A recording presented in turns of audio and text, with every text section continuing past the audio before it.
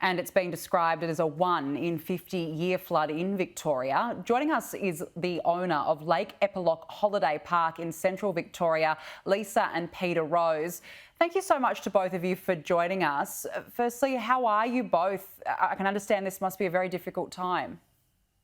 Yeah, well, I guess it's been a pretty interesting 36 hours overall. And I guess in our case, we didn't expect the lake to get anywhere near the heights that it actually has. So we'd looked back historically, back to about, say, 2011, when the lake got to 124%.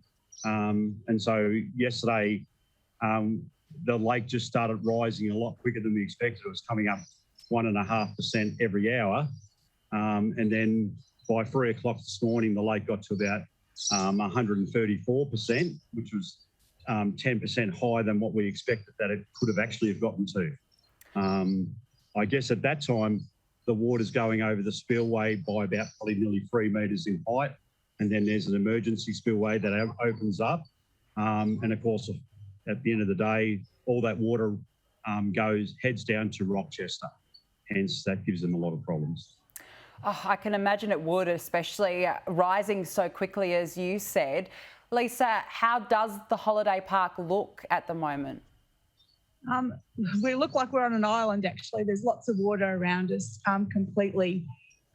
We only have our one road in to the park, so we only have one road with access. And we've probably got, I think, around 10 up to 15 sites that will be affected by floodwater.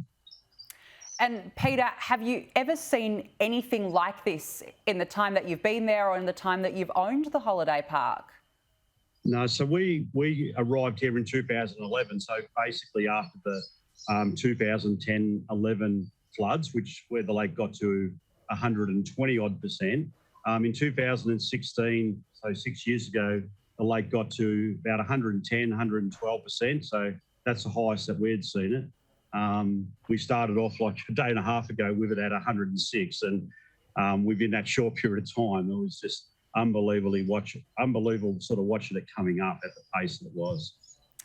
And Leisa, we saw on our screen actually some pictures of what the holiday park is looking like at the moment. Have you got an estimation of what the damage bill could be, or is it simply just too early to tell? Yeah, I think it's probably a little bit too early to tell because we don't have access to a lot of the places at the moment until the water starts to recede. It's probably gone down 2% today. So, yeah, hopefully in the next day or so, we'll be able to get into some of those areas and just have a look at what damage has happened.